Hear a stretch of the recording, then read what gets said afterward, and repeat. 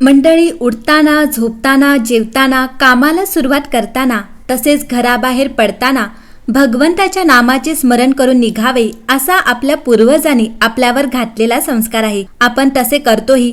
आपल्या आराध्य देवतेचे नाव घेतो. त्याबरोबरच ज्योतिष शास्त्राने हनुमंताचे स्मरण करून घराबाहेर पडा असे म्हटले आहे. हनुमंताचे नाम घेतल्याने आपल्या जीवाचे रक्षण करण्याची जबाबदारी त्याच्यावर येते. पवनसुत हनुमान हे प्रभू श्रीरामांचे निस्सीम भक्त. ते चिरंजीवी आहेत. एवढेच नाही तर ज्या भक्तांवर काही संकट येईल त्या संकटाच्या निवारणासाठी ते स्वतः धावून येतील, हे त्यांनी श्रीरामांना वचनच दिले आहे. यासाठी संत तुलसीदास यांनी हनुमान चालीसाचे स्तोत्र लिहिले आहे, जेणेकरून आपल्याला संकटाचा सामना करावा लागू नये, आणि करावा लागला तर हनुमान उपासना कामी येऊन त्या संकटांचे निवारण होईल. हा त्या स्तोत्र रचनेमागचा हेतू आहे.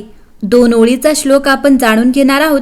तत्पूर्वी हनुमान चालीसा हे स्तोत्र रोज संपूर्ण म्हटले तर कोणते लाभ होतात तेही जाणून घेऊया. हनुमान चालीसा ही केवळ मारुती रायाची उपासना नाही, तर ते इच्छापूर्ती स्तोत्र आहे.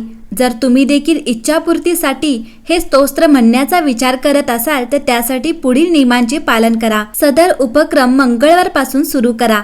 आपली इच्छा मनोमन हनुमंताला सांगावी. दुसऱ्यांबद्दल वाईट चिंतन असल्यास ती इच्छा पूर्ण होत नाही. स्व उत्कर्षाच्या हेतूने इच्छा प्रगट करावी. हा उपक्रम ब्रह्म मुहूर्तावर पार पडायचा असतो, म्हणून पहाटे 4 ते 6 दरम्यान उठून स्नान करून स्वच्छ जागा निवडावी. हनुमंताची मूर्ती किंवा प्रतिमा मांडून त्याला फुलं वाहावीत आणि गुळ खोबऱ्याचा नैवेद्य दाखवावा. शांत चित्ताने हनुमान चालीसा स्तोत्र पठण सुरू करावे. इच्छापूर्तीसाठी हे स्तोत्र सलग 11 दिवस 11 वेळा म्हणावे. स्तोत्र म्हणताना तुलसीदास ऐवजी स्वतःचे नाव घ्यावे. 11व्या दिवशी 11 वेळा हनुमान चालीसा म्हणून झाल्यावर बजरंग बाण हे स्तोत्र म्हणावे, कारण त्या स्तोत्रानुसार हनुमंत इच्छापूर्तीसाठी स्वतः धावून येतील असा त्यांनी शब्द दिला आहे. लक्षात ठेवा, देवाकडे मागताना शक्यतो भौतिक सुखात न अडकता आध्यात्मिक सुख मागण्याचा प्रयत्न करा. ते सुख चिरंतन टिकणारे आहे. तसेच दुसऱ्यांचे अहित चिंतू नका. हनुमंत तुमच्यावर रोष धरतील असे वागू नका. कालच्यापेक्षा आज आणि आजच्यापेक्षा उद्या आपले व्यक्तिमत्व कसे सुधारेल यासाठी प्रयत्न करा, आणि हा उपाय तुमच्याही मित्र परिवारात गरजूंना जरूर सुचवा. सदर उपासना मनोभावे केली असता निश्चित स्वरूपात लाभ होतो असा भक्तांचा आजवरचा अनुभव आहे.